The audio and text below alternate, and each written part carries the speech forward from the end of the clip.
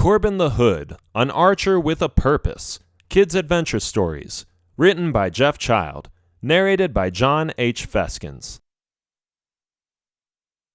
Introduction. A corrupt government, an evil dictator, and a new law mess up Corbin's life. He has been hunting in the woods for a living, but now his future gets taken away by the greed of the ruler and an unforeseen betrayal. Banished under false accusations, he finds himself desperate and alone. But when he meets others who think the same way, they prepare for an invasion. Rebellion is at hand, and there is no stopping it. Corbin is determined to end this thing for good. Chapter 1. Shooting Arrows. The forest was dark and dreary. I could feel the tension in the air. A chilling wind was piercing through the marrow in my bones. I didn't like hunting in this particular area, but a lot of the game had evacuated and made this their habitat. The most difficult part of hunting was when you knew they were hunting you back. Giant bears had been spotted. The deer were gone. Hunting had become a new challenge, with only one of the two opponents becoming victorious. Either I would get eaten, or I would eat my enemies. It was a cat and mouse game. I snuck around in anticipation. My keen senses were at its sharpest. Every rustling leaf, every gush of wind was carefully observed and analyzed in my brain. I could not allow myself to mess up or to lose focus. This was a matter of life or death. What was that? Oh, it was just a branch falling from a tree. I turned around and pulled back the bow. It was just a squirrel. Perhaps I could have squirrel for dinner. No, not today. I had my mind set on something bigger, something that would satisfy our taste buds for a longer time period. I longed to see those bears they had been telling me about. I took another step. The crackling sound of breaking branches and other small stuff on the ground gave me away. I didn't like it, but there was nothing I could do about it. Snap! Another branch broke in half. Something was going to happen. I had a hunch. It didn't make sense. The bears were supposed to be in this area. Did I make a mistake? Was I misinformed? I kept going, fearing that something might overcome me and take me by surprise. Unfortunately, I was right. As I was thinking about the possible danger, a huge bear jumped on me from behind. I still don't know why I didn't see it before, but it overpowered me, pressing me down and holding one of my arms. I kicked and struggled and punched it. The bear let go a little, but I was still unable to free myself. I have to admit I was a little scared. The last moments of my life seemed right in front of me. I was about to die. The bear went for the kill. It suddenly moved its open mouth with sharp teeth towards me. As soon as it did that, I evaded his bite by moving my head to the side and putting both arms behind his head instantly. Thud! I banged its head on the ground. The dust rose up, and the bear screamed in anguish. It must have been very painful, because it completely loosed its grip from me. As soon as I was able to stand on my 2 feet again, I jumped to the side to grab my bow and arrow. I snatched it from the ground as fast as I could, placed the arrow in the bow, and shot an arrow into the bear. The bear said. 2 more shots did the trick. This beast was humongous, so I made sure it was dead when I walked over. This was the killing stage, but now I still had to carry the bear to the village. I wasn't looking forward to that. And even though I had trained my muscles in the previous years, I didn't like carrying such a heavy bear all the way down the hill. Yes, that was the only good part. At least it was downhill. After a few hours of heavy lifting, I arrived at my tiny home. I lived by myself. I was fine that way. It had been my lifestyle for quite a while now. The village was small, and there weren't that many new people to meet. I knew every name by heart. All the farmers and guild masters were in their specific shops and fields to exercise their profession. Life was a routine. It was peaceful, and everyone tried to keep it that way. I always wondered if it would remain that way, or if something or someone would disturb this precious peace. But then again, that's all I could do, wait and wonder. One of my friends walked by as I pushed the bear forward. "Hey, Corbin," he said. His name was Jack. "Looks like you caught a good one. How many arrows did it take you?" "Just 3, I said. "3? Sounds like an awful lot to me," he said. "Well, I have to admit it was a bit of a challenge, but I did it, and that's what counts, isn't it?" "You're right. Okay, see you later, Corbin. Enjoy that bear for supper."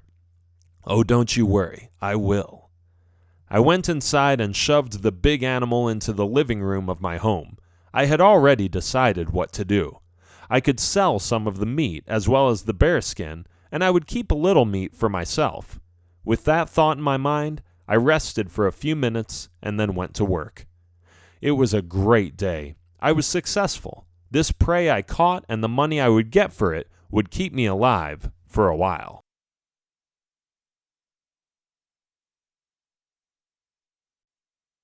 Chapter 2. The Governor. Like I said, the village was peaceful. We never bothered getting involved in the politics of the big cities in the vicinity. They had their own problems, and we had ours. However, I found out through the sad intervention of the corrupt ruler that we couldn't stay aloof from all these national issues. They wouldn't leave us alone. It all started with the messenger. A shady guy on an ornamented horse rode into town, yelling his lungs out and announcing the new rules of the new ruler. We all came together. Since nothing ever happened in our tiny village anyway, this was big news. Children came to watch with big eyes and observe the elegant horse. Women stopped their cleaning and cooking and gathered in the town square, still holding pans and barrels. Men interrupted, chopping wood, molding steel, or milking cows. It was the event of the month, perhaps of the year. "The king has been murdered," the messenger said. "We mourn for his departure to the next world, but do not fear, loyal citizens. We have a new king, a rightful heir to the throne, and it will be in your best interest to follow him. His name is Bartholomeus, and his new policy is the following. 1. Every household will be inspected. The king will see to it that only the bare essential are left behind. The rest belongs to the royal house. 2. The king's knights are allowed to stay in each home during their travels, and they are to be served according to their needs and wants. 3. The king will claim part of your lands. Specific details will follow. 4. Protesters will be locked up or executed. These are the king's new rules. Now bow to his royal messenger, and we will spare you from the consequences." Everybody bowed. Everybody except for me. The king's messenger stepped off his horse and walked towards me. His face was only a few inches away from mine. He tried to be intimidating, but I stayed calm. Then he opened his mouth and slowly asked, "Why aren't you bowing?" "I do not believe in such ridiculous rules," I said. "Moreover, we don't even know this king. Just who does he think he is? We should be free!" As I raised my voice at the end of my rebellious little speech, some of the farmers and villagers lifted their heads and looked up a little. But when they saw the rage in the messenger's eyes, they quickly bowed their heads again. "You think you are above the law? Do you want to be an outlaw? Is that it? Do you know what we do to outlaws?" he asked. "Enlighten me," I said, with squinted eyes and a sarcastic tone. "They are punished by the king's court. You can count on the most miserable days of your life after that. Mark my words." "I wonder if that king of yours has any idea of the poverty of these good people," I said. "Do you have any idea what would happen if you take their means to survive?" "Ha!" he laughed. "They're peasants. They don't have any rights. We are of noble birth. Tell these commoners they have to do something and they will obey. They don't know any better, and they shouldn't. And now that I think of it, neither should you." With that, he grabbed my arm and was about to arrest me, but he was by himself, so I wasn't afraid of him. I deflected his move and held his arm behind his back, twisting it so that he would be unable to go anywhere. "Ah, stop it! It hurts!" he said. Listen to me, messenger. I don't care who you are or what status you think you have. I never want to see you in this village again. You can go tell the king that he needs to change his policy, or he will regret it." "You are nuts. You will be punished for this. Don't you see that this will make you a fugitive? You have offended the royal messenger. You won't get away with this." "Perhaps not," I said. "But for now, there is nothing you can do about that, is there? Now, I am going to let go in a few seconds, and you are going to walk towards your horse and leave. Understood?" "What? I don't think I will. Ouch! Okay, understood." I let go of his arm and he looked at me. I could tell he hated me, but I didn't care. I was acting in behalf of the village, or so I thought. He turned around and shook his head. I knew he was going to be back, but by that time, I would be long gone. We all watched him ride his horse out of the village. Some of the men and women came to me and urged me to take back my words and solve it. We discussed the matter, and unfortunately, none of them wanted to stand up and fight. They were willing to submit to the king's evil rules, so I decided to leave. When everyone went back to what they were doing before, Jack came to me and said, "I admire your courage, Corbin, but don't you think it's unwise to stand up to the king like this? I can already see him commanding 100 soldiers to invade our homes and take our possessions. We simply do not have the manpower to fight back." "I know, Jack, I know. But what else are we supposed to do? The king has already enforced his new rules on us. He is going to take away a lot of what we have anyway. We cannot allow this. Something needs to happen." "Well, whatever you end up doing, I support you, Corbin. You can count on me." "Thank you, my friend. My next plan is to go to the city and sort things out. I will be careful. I will take my disguise." He wished me luck and left. I thought I was alone, but then I saw someone else, someone I had never seen before. Hey, what a pretty face. She was hiding a little behind one of the walls near the town square, but she was clearly looking at me with big eyes. "Hello there," I said, showing her that I saw her. "Oh, hello," she said sheepishly. "I wasn't sure whether to approach you or not. How are you? My name is Laura." "Corbin. Nice to meet you." She was beautiful. When she appeared from behind the walls, the pupils in my eyes got bigger, seeing her brown skirt and white top. She had some fancy boots, which made me wonder where she got them. "I am from the city," she began. "Ah, that explained it." "I came here to visit, nothing more. I have some relatives here, so I thought I would stay here for a day or two and then go back." I was a little mesmerized by her gorgeous appearance, so my stubborn, rebellious attitude had already changed a little into a softer, more tolerant one. "That's great," I said. "Who is your relative?" Jack," she stammered. "Jack? The one I just talked to?" "Yes, that's the one, Jack." "Odd, he never mentioned you," I said. "But when I look at you, I cannot imagine why not." She blushed a little. "Thanks," she said. "It's probably because I live somewhere else. But anyway, I wanted to talk about something else with you. You are planning on going to the city, is that right?" "I am." "Well, do you think you can take me there?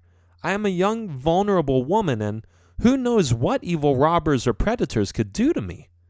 "I see your point, miss." "Please, just call me Laura. If you want, you can even call me Bella." "Laura is fine. It's a beautiful name," I said, happy that I would be able to guide her back to the city.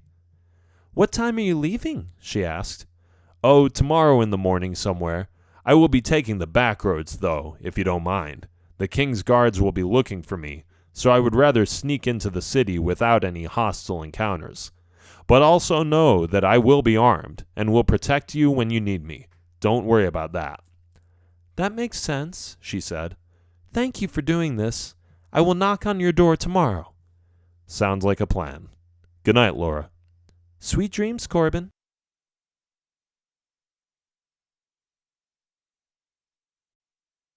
Chapter 3.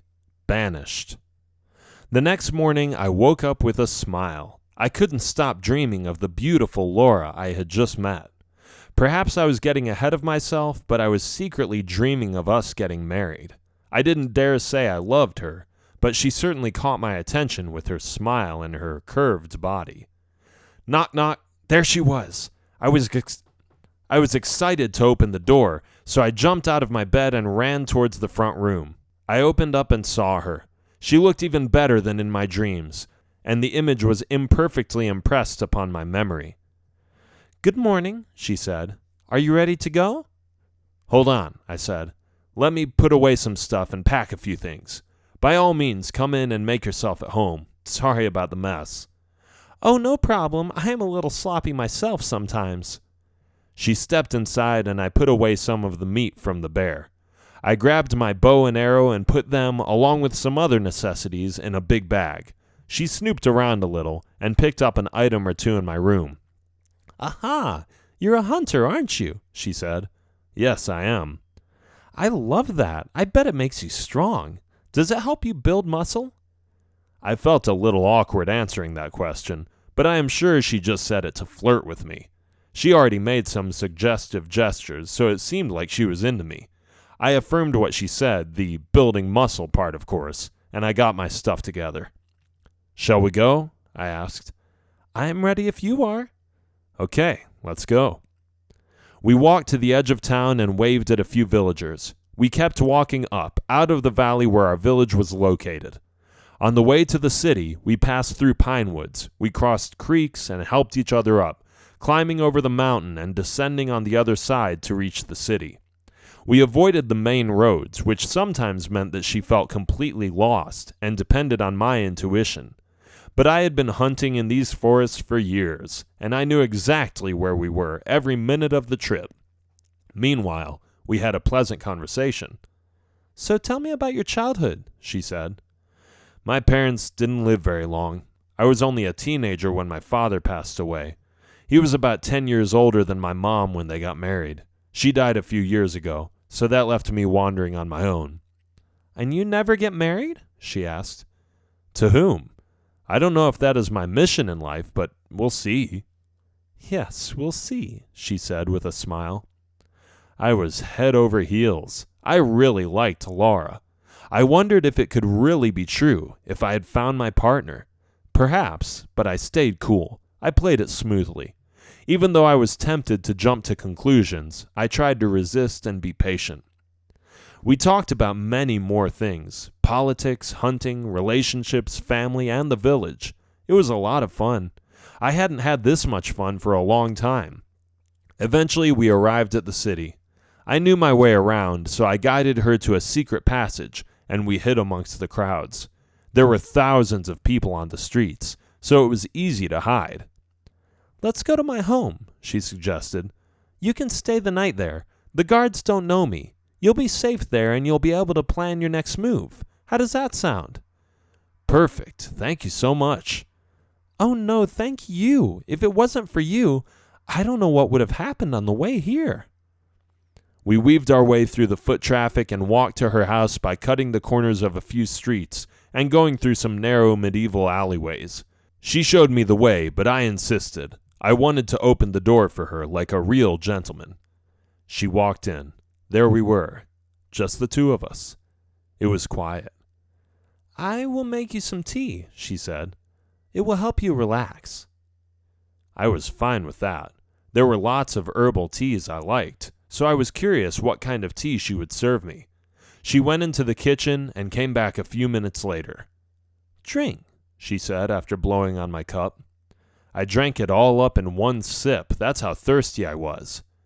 "Very tasty," I said. "What's it made of?" "Oh, just some kind of seasonings and a little peppermint," she answered. "Ah, I thought I tasted peppermint. Thanks again." I don't remember much of what happened after that for a long time because I was overcome with fatigue. First, I became a little drowsy, then I felt dizzy, and after that, I fell over on the bed I was sitting on. I don't know how long I was out, but one thing was for certain. There was something wrong with that tea. When I woke up, I was surrounded by the king's guards. I was startled and looked for a way out. Laura was standing near the exit, talking to one of the guards. She noticed I had woken up and looked at me with big eyes. Then she shrugged her shoulders and left the room. I knew exactly what was going on. She had betrayed me. She put me to sleep with that tea and then got the guards to arrest me. I knew at that moment she didn't have any relatives in the village. She was just sent there to spy on us. The king wanted to make sure everybody would obey his stupid rules. "Traitor!" I yelled. "How could you do this to me? I trusted you!" But she was already gone. I couldn't believe I fell for her charming personality and then have her wrap me around her finger like that. I was so angry. I was furious. She was going to pay. The guards took me away and brought me to the castle where the king resided. He was a pig. Not literally. He was human, of course, but he surely didn't behave like one. His filthy bones and leftover food was all over the floor, and he was drinking wine when I was dragged before him. His red mantle was way too big for his figure, and his crown was halfway over his one ear. He had an enormous beard and interrupted his drinking with a piece of chicken he chewed on. He looked at me. "What is the meaning of all this?" he demanded to know. "Your Highness," one of the guards began, "this disobedient rebel has defied you. He must be punished." "Ah, one of those, huh?" the king said.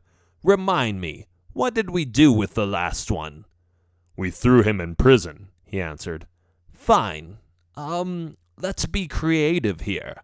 Have him—" I was getting a bit scared now. What if the king would have me executed right there and then? He had the power to do so, and I was certain he had already killed several citizens before me. My fate was in his hands, no matter how much I hated it. Why did he have to think so long? Why did he hesitate? Let's just get this over with. It was driving me crazy. "Banished. Yes, banish him forever from this country. That will teach him." Phew. At least he didn't say executed or something. The guards followed his orders immediately. They put a chain around my neck and carried me into one of their wagons. A strong horse pulled the wagon and led me out of the city to an area I had never set foot in.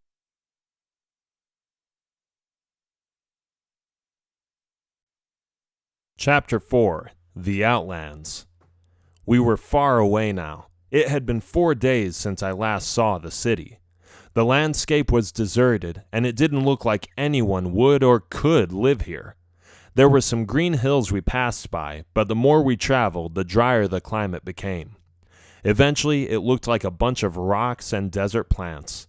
The occasional small tree gave me hope that there might be life here, but my future looked pretty dire at that moment. They stopped and pulled me out of the wagon. Finally. One of the men set me free and push-kicked me so that I fell with my face on the sand. "Good luck," he said. Then he laughed out loud and got back into the wagon with the other men. They rode away immediately, and I was left alone. I looked around me. It was fairly empty, not a soul to be seen. I decided to walk back. This was it. I had had it. Women. Ugh! Why did I trust that lovely lady? She was too good to be true. I should have seen it coming. Why was I such a blockhead? Oh well, there was nothing I could do about it now. I had to get back to the city, set things straight, and show them not to mess with me or the people in this country. But the determination I had did not suffice. I was tired and thirsty. The guard hadn't withheld their water from me entirely, but it hadn't been a real picnic either. I lacked sleep, food, and water. If only I could find a source. I moved on and found some branches. I tried to break them, but they were somewhat sturdy. Perfect for a bow, actually. After a few hours, I also found my way to the green hills and saw a little creek. As fast as my legs could carry me, I ran towards it and started drinking. Ah, that was delicious. At least I had enough strength to keep going now. This gave me hope. I was going to survive, and I was going to avenge myself and get rid of that lazy, filthy king. I knew I was going to do it, but I just didn't know how. It would soon become apparent, though.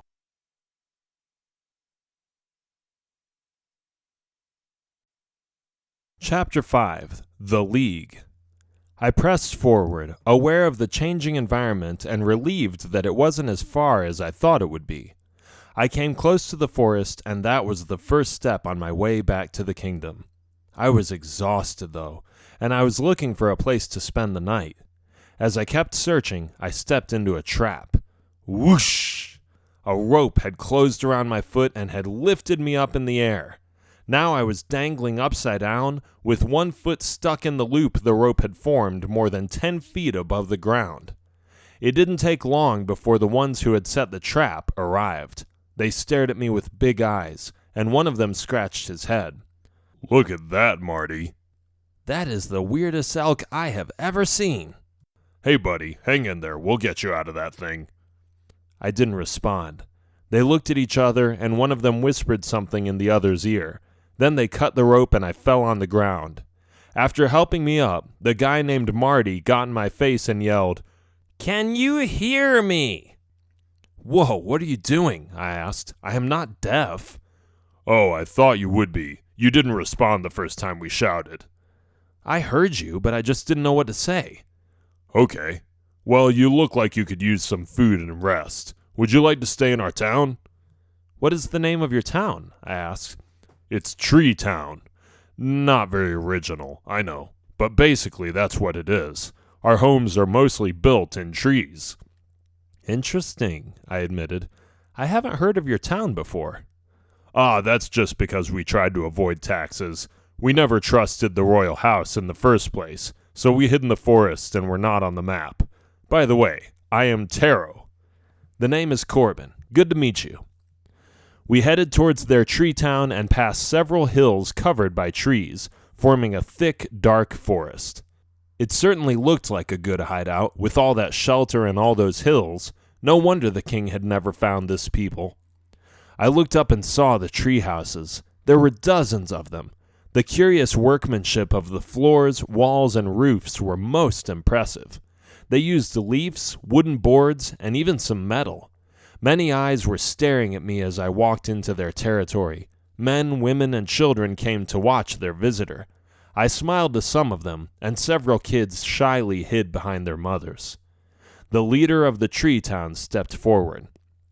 "Who is this?" he asked. "This is Corbin. We found him in the forest," Taro said. "Yep, no moose this time. Bummer," Marty added.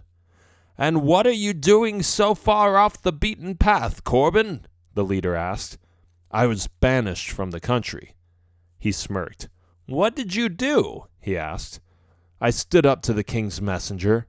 The old king has been murdered, and he has been replaced by some Slav named Bartholomeus.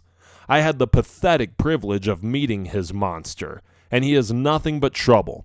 I was banished because I defied his ridiculous new tax laws, and I am on my way back to avenge myself." "How are you going to do that?" the leader asked suspiciously. "Well, I was wondering if you could help me." "Ha ha ha ha!" the leader laughed. "And why do you think we would risk our lives to help you out?" "Sooner or later, the king will find you," I began. "He will enforce his taxes on you, or worse, destroy your little tree village. Do you really think you can hide from him?" "It has worked so far. Why would it change?" the leader asked. "Haven't you heard?" I asked. "The new king has sent scouts all over the country to discover who is trying to evade taxes. They will start looking here soon, and when they do, you better be ready for them." Of course I was bluffing, but they didn't know that. It seemed to be working, because he rubbed his chin and looked a lot more serious all of a sudden. After being in thought for a few seconds, he turned to a few men behind him and told them they would discuss it. I watched them walk away and have a little meeting in one of their homes. I hoped for the best. If I could get them on my side, I would certainly be able to get to the king and get rid of him. Time would tell. They came back. Their leader introduced themselves and told me about their plan. "We will help you," he said, "but only if we do it our way." "Okay, I'm listening. What's your way?" He explained it to me. It was obvious that they didn't want any big confrontations, especially not in the big city. Their way was sneakier and more secret. It sounded better than what I had in mind, so I went along with their plan. It was going to happen the next day, or the next night actually. We were going to strike fast and hard, but in secret nonetheless. I slept well that night. I mean, what would you expect after such a long day? They also fed me and took care of me. Their hospitality was beyond my expectations, but the next day was going to be tough, and I knew it. We were preparing ourselves by collecting weapons, practicing archery, and putting on our masks and dark clothes. We were going to be assassins. It needed to be done.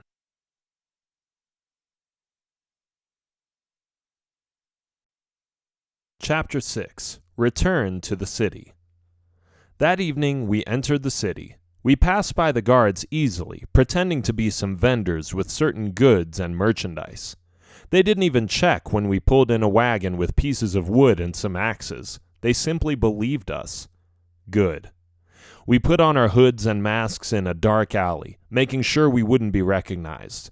There were 10 of us, and we were on a mission. We would all split up and find the king, and when we would find him, we would assassinate him.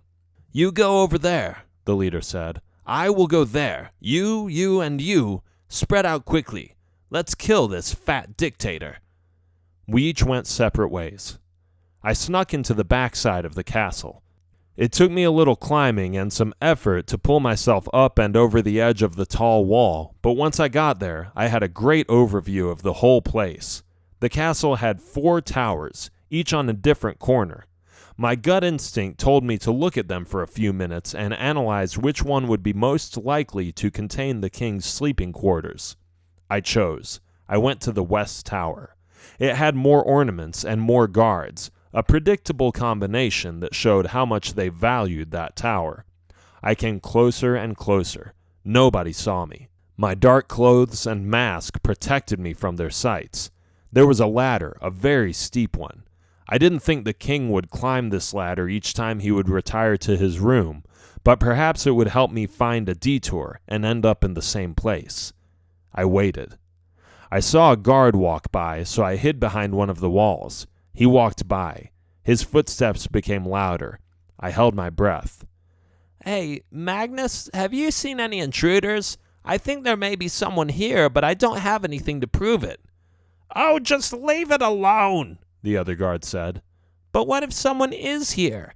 "Then just sound the alarm as soon as you see them. I don't want any disturbances unless you have evidence." "Fine," he grumbled. He kept walking. I am glad he didn't hear me, because I had dropped one of my arrows while he was discussing his senses with the other guard. I slowly picked it up and put it where it belonged. Then I climbed up the ladder. When I was in the top part of the tower, I found a hatch. I lifted the lid and climbed down the ladder. There I was, in the king's bedroom. I looked at the bed, but there was nobody there. Wasn't the king supposed to sleep here? "Nice job," I heard from a shady corner of the room. The king stepped forward and was clapping as he moved towards me. I immediately bent my bow and aimed at the evil dictator. "Hold on," he said. "I am not as bad as you think. What do you think these people need? A strong fist, a ruler, someone who tells them what to do. They don't want freedom, they want guidance.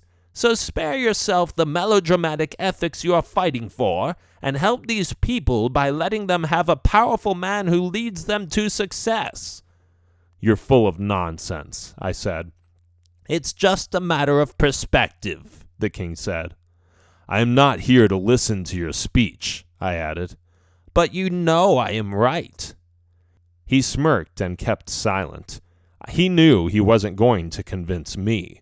Then he yelled as loudly as he could, "Guards, seize this man!" With that, I let go of my arrow. I shot the king. It pierced him through the heart. This lazy, arrogant tyrant wasn't going to harm anyone anymore. I made sure of that. He died instantly, an almost painless death. But unfortunately, I had to get out of there fast, or I would suffer the same fate. I leaped up the ladder and looked at the yelling guards on the castle walls. They were everywhere. I looked down. It was steep, at least a few 100 feet high. There was no way I would jump into a haystack or a moat from there. Too high. but I had a great overview of what was happening, so I observed their movements and took my chances. I descended to the castle wall, the same shady corner where I had hid before. Suddenly, I heard a sound. Psst, Corbin, over here. It was Laura.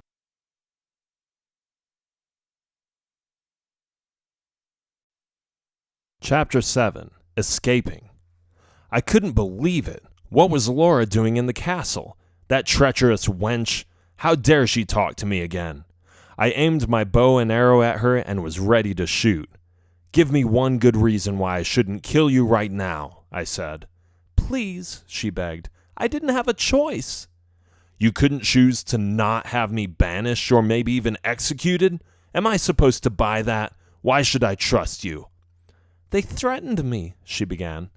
My husband was imprisoned. They demanded that I would spy on the villages wherever the messenger went.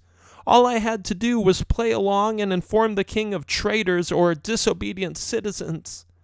I lowered my bow and arrow. Is your husband still imprisoned? I asked. No, they let him go, but the king wanted me to stick around. I don't know why, but that's the reason I am still in the castle. Please, you have to believe me. Her story seemed somewhat plausible, and my aggression had become less.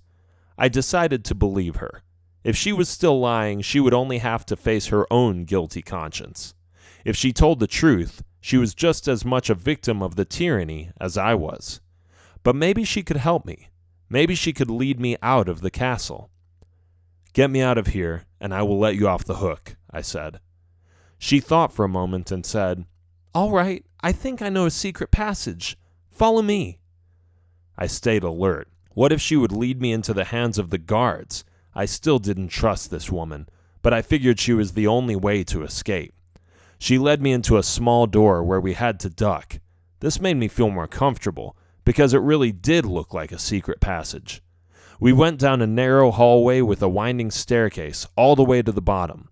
I think we even went below the main floor. When she opened the little door below, I noticed I was right. It was the cellar. Bottles of wine, juice, and other drinks were carefully displayed in cabinets, and barrels with water were stored into the corners. Where to now? I asked. This way. When we opened another door, she pointed the way out. There was a long, dark tunnel that led outside. I could see the shadows of the trees and the shiny moon through them. Go, she said. If the king finds out I helped you, he will murder me. I doubt it, I said. I just put an arrow through his chest. Either way, I still think it would be better if I stay here for now. Makes sense. Perhaps we will meet again. Thank you for helping me instead of betraying me. She was silent and waved at me. I looked back for a second and then moved forward. I ran as fast as I could towards the woods, where I would be safe.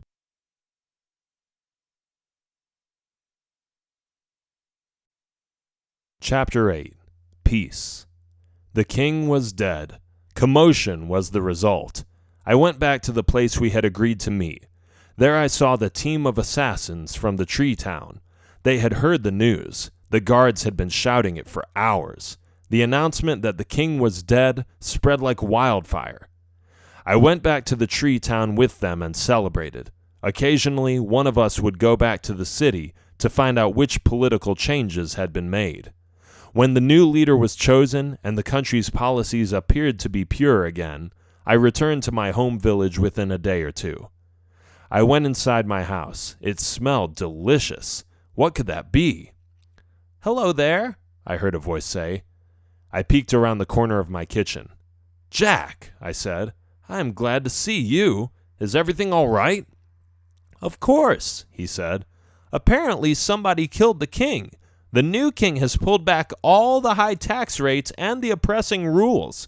He rules the country in righteousness. It's been wonderful. Oh, I said innocently. I'm happy to hear that. I was on a long journey. Don't ask me where, but it's good to know that everything in this country has turned back to normal. Exactly. So what are you making? I asked. Well, I saw you coming when you came down the mountain and decided to cook you a little welcoming meal. It's the bear you shot, remember? I had totally forgotten about that, but now that he mentioned it, I was eager to eat some of that barbecued meat. The end.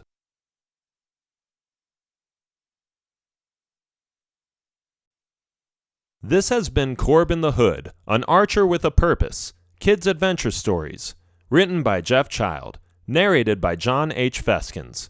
Copyright 2017 by Jeff Child. Production copyright 2017 by Jeff Child.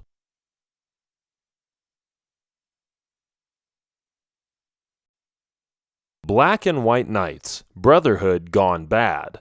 Adventure Stories for Kids. Written by Jeff Child. Narrated by John H. Feskins. Introduction. One castle, two sides. They are family. They are brothers. But something goes wrong, something that completely destroys their trust and loyalty towards one another.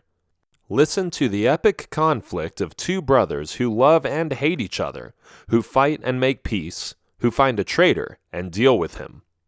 The castle they live in has two sides, a black and a white one.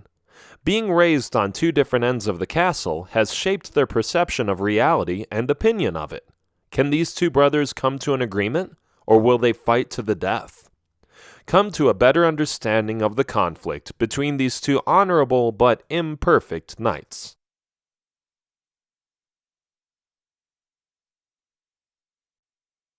Chapter 1. The Divided Castle.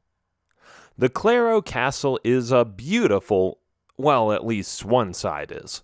The other is quite the opposite. The place is divided, separated into two, yet both halves are connected. Everything looks peaceful, but something is about to go wrong. Terribly wrong. Radius and Extabor are friends. They are even more than that, actually. They are brothers. Born of the same mother and father, they grew up in this controversial castle. They are young men now. Radius is 23 and Extabor is 26.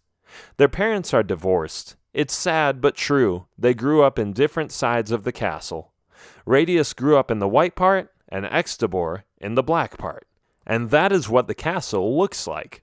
It is like a mask or a chessboard or something. Half of the castle is painted with black. It has black walls, black curtains, gray trims on all sides, and dark brown wooden structures in it. The bricks are even a lot darker than the white stone used on the other side. Black Knight's armor pieces are set up in the hallways, and dark paintings ornament the walls. The dark half of the castle has kind of a gloomy feeling to it. Its spikes and curvy hooks make it look like a devil's castle. Well, half a devil's castle. Everybody notices it when they see it. The white side of the castle, on the other hand, looks more like a palace. Each corner is decorated with elegant statues and with either a little elf or fairy, a baby angel or large seraphim with curvy wings, or a sophisticated painting of a flowery landscape. Almost everything is white. The only things that aren't are the tiny edges of some sloppy job the painters did, a speck or two here and there that they missed. Other than that, it looks similar to a mirage, too good to be true. Radius and Extabor hate the fact that their parents got divorced. Radius lives with his father, who insists on tidiness and perfectionism in his white habitat. However, Extabor's mother covers up everything with curtains and blocks out the light. Neither adult is willing to talk to the other. They are stubborn and pig-headed. Their two sons, though, don't even know how it started. Their parents don't talk about it. They just never do.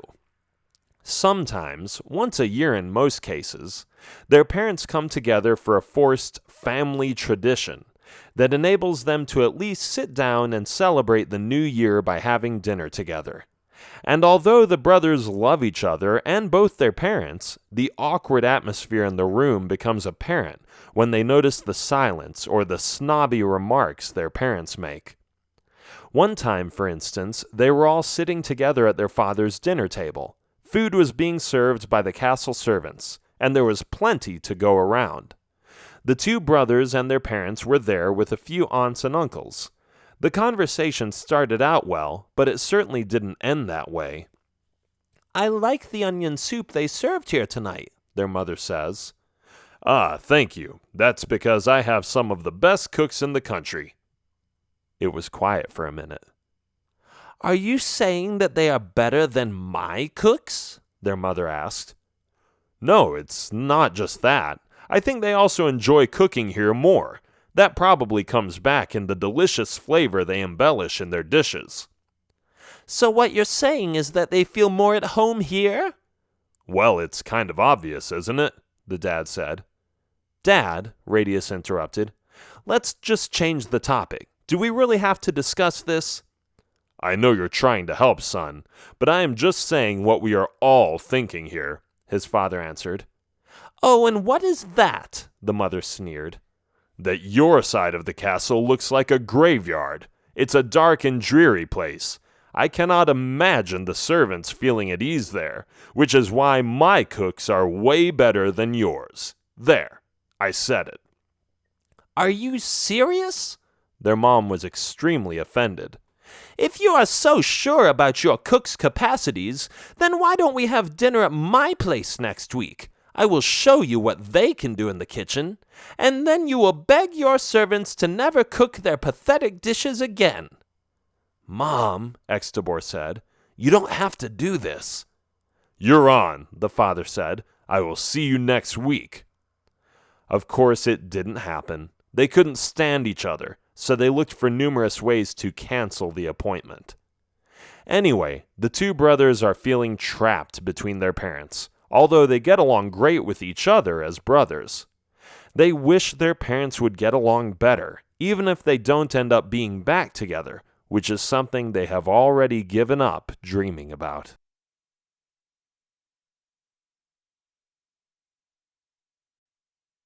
Chapter 2. Brothers to the End. When Radius and Extabor were young, it was already clear that they had a different personality. Radius was a perfectionist. Everything had to be flawless in his opinion. Extabor sometimes called him an overachiever sometimes. He was too hard on himself when he failed. He worked hard, he was all about goals, and sometimes his mother wondered if he took life too seriously, something she accused her ex-husband of as well. Extabor usually had a more laid-back attitude towards life. He didn't want to be pressured by anyone, and his motto was just to have fun or quit doing it. He didn't consider achievement such an important aspect. He loved just being a little random or spontaneous, and he never liked it when his brother called him lazy. However, whenever he did, he would always shrug his shoulders and tell him that was the reason why they had servants. He hardly ever cleaned up, and was often a little late when he agreed to meet his brother somewhere. Imagine these two playing together. It had quite the interesting effects. One Saturday afternoon, for example, back when the two brothers were only 9 and 12 years old, they were playing in the castle's courtyard. "We were knights," the 9-year-old Radius started saying. "You were the Black Knight, and I was the White Knight." "Sounds about right," Extabor added.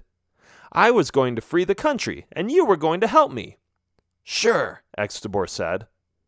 Sometimes it annoyed Radius how agreeable his older brother was, as if he didn't care. This was important. They were going to save the country. Why couldn't he acknowledge that this was a matter of life and death? Radius dashed forward with his wooden toy sword and looked at his slouching brother waving his wooden sword in the air like a nonchalant hobo. Radius got a little frustrated, but he didn't want to show it. "There were hordes of enemies," he continued. "They were coming from all sides. Black roaring shades, giant skeletons, and green monsters." "And how about a black and white cow? That sounds like fun, doesn't it?" Extabor added. "Are you crazy?" Radius protested. "Cows aren't dangerous. Besides, they look goofy. This is serious, Extabor. We were trapped by all these hostiles and had no place to go." "Whatever you say," Extabor said laughingly. "Come on, we have to defeat them," Radius said, as he tried his hardest to stab and slash the invisible enemies he was imagining. Extabor went along with it and said, Yeah, and when we were done killing them, we all went to town and had a big party." Radius looked at him with big eyes. "No, that just sounds dumb," he said. "Well, why is everything I say crazy or dumb, and whatever you say is right?" Extobor asked. "Because—" Radius didn't know. Then he thought for a moment. "Because it has to be a desperate situation, a life-or-death struggle, an obstacle so big that we are barely able to do it. Our determination will carry us through. That's how it has to be." "You know, Radius," Extobor said, "it's impressive how big your vocabulary is for your age, but I just don't see why everything has to be so grim. Can't we just enjoy ourselves?" Radius couldn't take it anymore. They were going to free the country, and all his brother wanted to do was party. How did that make any sense? There was no way they could play together anymore, he thought, and so this particular make-believe drama turned into a real one. On another occasion, Extobor was sliding down the hill in his pajamas. He thought it was the coolest thing ever, but when Radius arrived, he hesitated. "Come on," Extobor said. "It's a lot of fun, I promise." "I don't know," Radius said. "I just don't like the yucky mud, and my pajamas will get dirty. Dad will kill me if he sees me." "Too bad your dad is so uptight about things like that," Extobor said. "Mom doesn't care. She even said she might join us later. Come on, I will show you it's done." "Go ahead, I'll watch." "Okay, suit yourself," Extobor said as he took off and slid down the hill, ending up in the filthy mud. "Ha ha ha! That was awesome! Are you coming or not?" "No, I think I will go back to the castle now," Radius said. "Fine, be boring. At least I am having fun," Extobor said. It has always been a dilemma, the one too serious, the other not serious enough. They both have their strengths and weaknesses, and that's okay. But soon it won't be. Their personalities will clash more than ever before.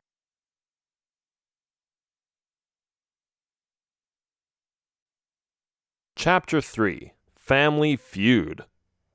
The two parents tolerate each other, but they basically hate each other nonetheless. And even though it hasn't been the same way for their two sons, a deceitful servant doesn't like the peace. He wants more property and more freedom, more power as a servant, and more authority. A bigger castle would mean all those things. Meet Gareth, a slick servant who is planning to throw a spanner in the works. He contrives a plan to cause contention between the two brothers. His scheme involves theft and lies, and an object that seems less valuable than they make it appear. It's a lovely morning. Birds are singing, butterflies are fluttering, and the sun shows its smiling face yet again. The 23-year-old Radius gets up and stretches his arms and legs. He gazes round. His beautiful room is tidy and clean, just the way he likes it. But something is different.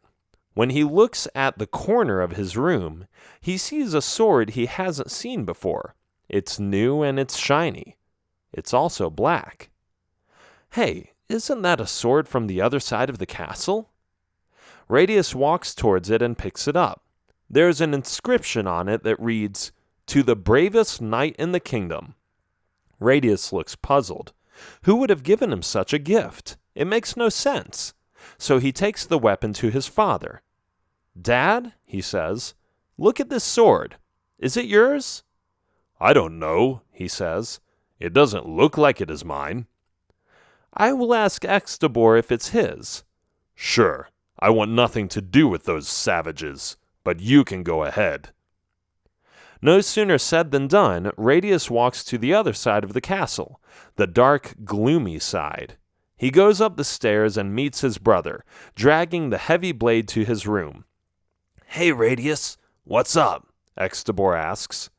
"Just this sword," he says. "Is it yours? It was in my bedroom." Extobor turns around and takes a long, hard look at the object. He rubs his chin. "No, I've never seen it before," he says. "Weird. Hey, what's that inscription over there? The bravest knight in the kingdom? What's going on?" "I don't know. Like I said, it was just there when I woke up. Their mother walks in. Radius, what are you doing here? She asks. Is this sword yours? Radius asks.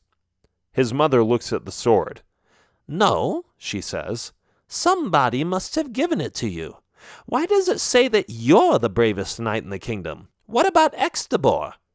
Yes, what about me? Extabor asks. I'm sorry, it's implied, but I didn't write it. Sure you didn't, his mother says. It's probably a trick from that old goat I used to call husband. He is trying to show off with his son's heroic skills by exaggerating and handing out random gifts. I have had it with that man. Come on, Extabor, let's go talk to him.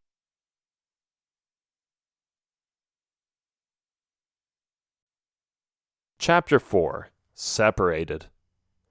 Radius isn't really happy with this sudden mood shift in his mother's and brother's brains, but he follows them anyway. With determination in her footsteps, his two family members cross the border of the two castle halves and barge into the White Side, demanding to speak to Radius's father. Along the way, they bump into the sketchy servant Gareth, who quickly comments on the beautiful and fitting inscription on the sword, which angers the brother's mom even more. You mean old goat, their mother says. You just needed to let everyone know how much better the son is you're raising than the one I have under my care, didn't you? I don't know what you're talking about, Dad says. But if you're suggesting that Radius is braver and more valiant, then what else is there to discuss? Everybody knows it's true. Extabor is a lazy bum. You take that back, Extabor says. Come on, Dad. You know I work hard.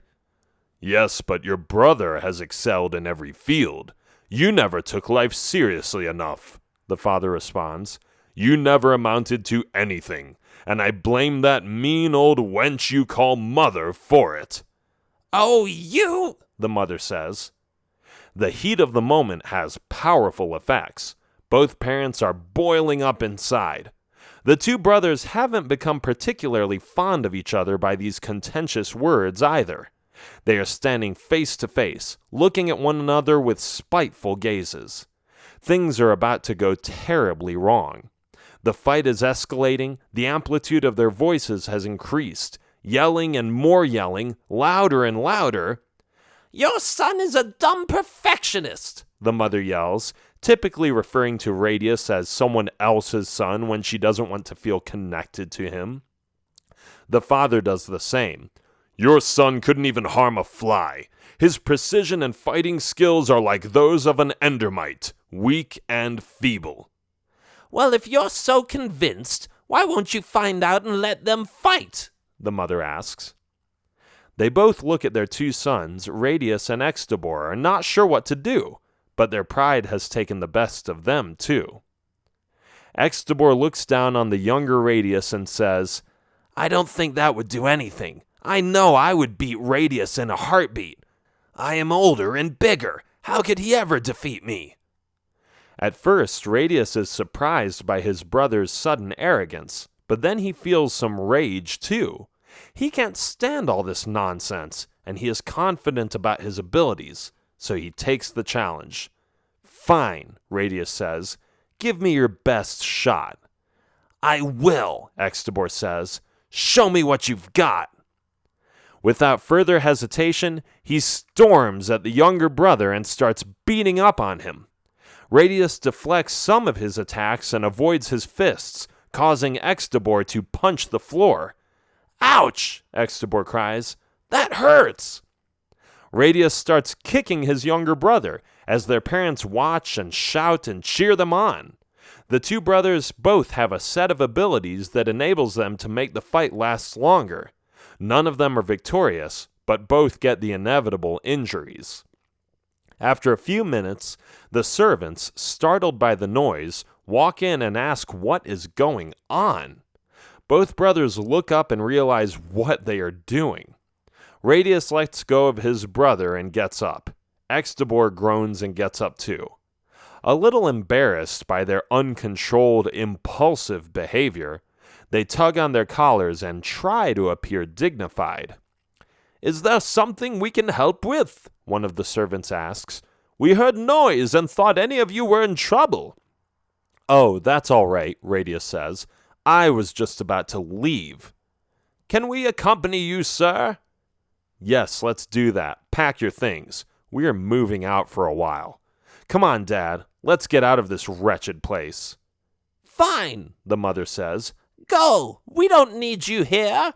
We'll finally be by ourselves without your oh-so-glamorous white and gold decorations and your stuck-up attitude." "Fine," the dad says as he turns around and walks away. "Any place will be better than in the same building with you." Some hateful looks are exchanged between the brothers and parents, but Radius's decision to move out for some reasons doesn't come as a surprise. It is as if one of them just had to take the initiative. With a handful of servants, Radius and his father leave the castle grounds. They look back one more time at what used to be their castle, holding a grudge against their other side of the family. It's sad to leave, but it feels necessary, Radius thinks. It was bound to happen. They arrive at the forest. A cozy little cottage is waiting for the group to be occupied. When they get there, it is freezing inside. Radius's father commands his servants to fetch some wood and prepares the fireplace for a warm fire. Other servants are getting the ingredients out of their bags for some hot soup. "Well, this is it," Radius says. "I am so angry at my brother right now. I cannot believe he thinks he is so good." "What is your plan?" his father demands to know. "Just to sit it out for at least a few days. We'll decide what to do after that." And that's what they do. None of them know what to do now. The fight has become too big. Feelings have been hurt. It has all blown up into something ugly.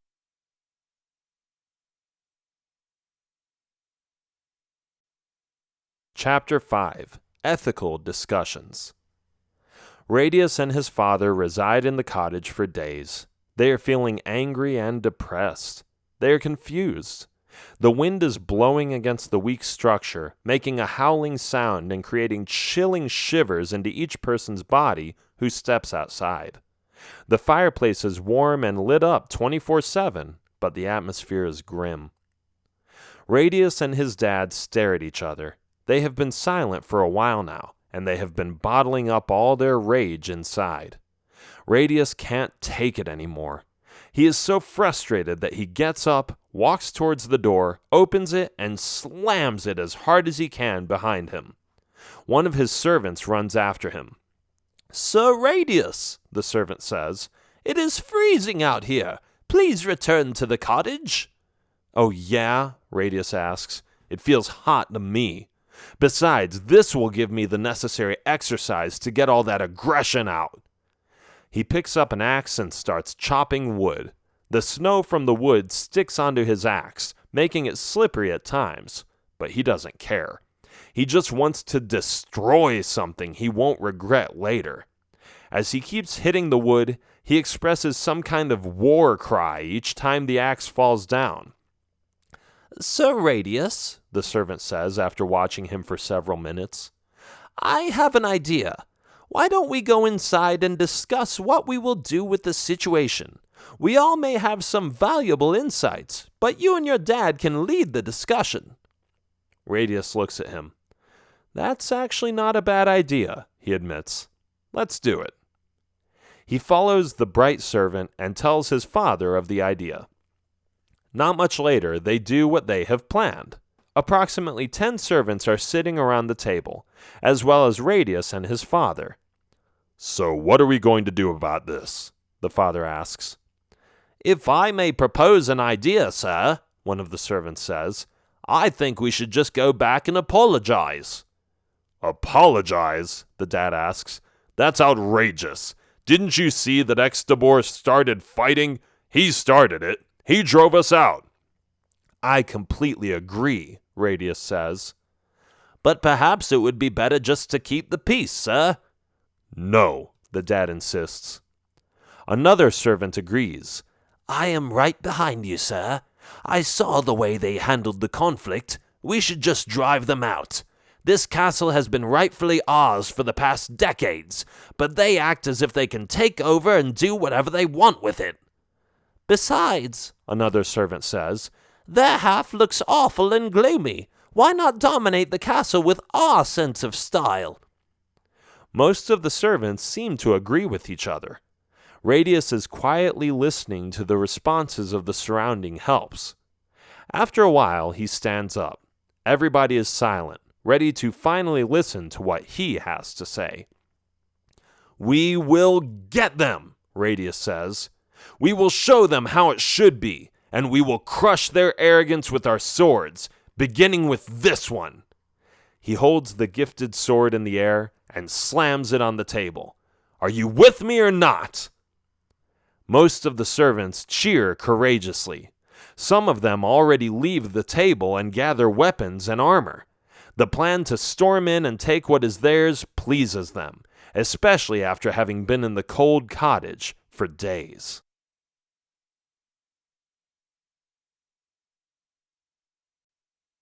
Chapter 7. Agreements.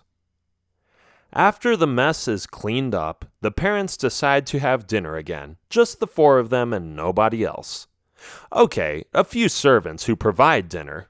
Okay, all the servants, just to make it a bigger feast. Waiting at the dinner table, they watch various hard-working men bring in turkey, bowls of fruit, potatoes, rice, bread, and a bunch of delicious desserts. It looks wonderful, and it makes them smile. Radius and Extobor are sitting next to each other. They don't want to sit across from each other anymore. They are tired of all the little symbolic gestures that separate them. But one of the best things is that it forces their parents a little to sit next to each other again. "Sorry about the mess we caused," Radius says. "I love you, Mother. I just had a hard time getting over myself." "Oh, it's okay," his mother says. "I know you practice a lot and you're proud of your achievements. You certainly deserve some credit, so don't be too hard on yourself." "I am really enjoying this meal," Extobor says. "And now that I think of it, having a common enemy helps to create a union." His father laughs. "Has the order been carried out yet?" "Yes," Extobor answers. "Gareth is being taken out of the country. I heard from my best servants that he complained in jail all night and said he would come back to haunt us." The four of them laugh in chorus. They don't believe such a dumb guy will ever have the power to harm them. "So, what are we going to do about the castle?" Extobor asks. "I don't know," Radius says. "Maybe we should just live on opposite sides, just to feel what it's like to be in the other person's shoes. My dad and I can go live on the dark side, and you and your mom in these white chambers. This way we can both get used to each other's taste in interiors, and slowly start liking each other more." Extobor agrees. That's a good idea. "Or," their father says with a smile, "we could move into one bedroom. That would work too, wouldn't it?" Radius and Extobor look at their mom and dad. Both of them are smiling. Hey, are they holding hands underneath the table? That's a first. Of course," Extobor says. "What do you suggest?" "How about I move into the white side of the castle with your father, and you two can have the black side. Does that sound okay to you?" A sense of relief comes over the two brothers. Half a castle just for the two of them? Sounds awesome. Besides, they haven't seen their parents like this for years.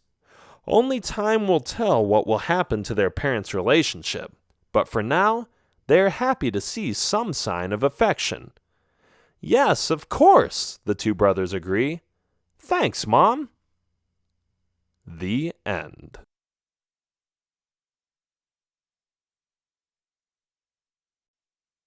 This has been Black and White Knights, Brotherhood Gone Bad, adventure stories for kids. Written by Jeff Child, narrated by John H. Feskins. Copyright 2017 by Jeff Child. Production copyright 2017 by Jeff Child.